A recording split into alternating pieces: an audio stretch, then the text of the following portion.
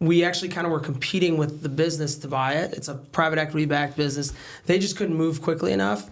We bought it. They are certain that they want to be there, so they're doing a 3-year lease with us. We underwrote a year of vacancy for this place, and we're not going to have a day of vacancy, which is great because they're coming in right away after the seller that we bought it from is moving his business, and they're signing a 3-year lease with an option to purchase. And if they execute that option to purchase, it's already going to be a big win in our portfolio. So that's kind of. So if they don't do that, and let's say they did move out, what would you? Because like you're right now, you're like, yeah, we don't have the 1-year vacancy on the front end. We got the rent coming in. What does the game plan look like at that point? And how do you stash some of the cash too, or did you raise more? Like, what does that look like? Yeah, it's a combination of stashing some of the cash and putting that towards capital reserves throughout every month.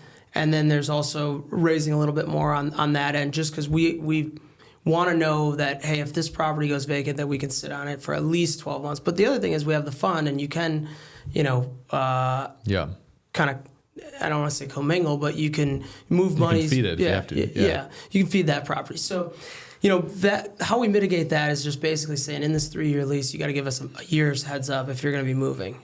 And so we feel like if it hits 2 years and 1 day into that lease and they don't give you notice, then what? They've already basically now automatically extended, or that. So what would happen then is basically they're we're not going to kick them out, so we can't really force them to give us notice. But I believe there's a clause in there that if they don't give us notice, then they're still on the hook for that amount of rent. A year's worth of rent. A year's worth of rent, yeah. Okay.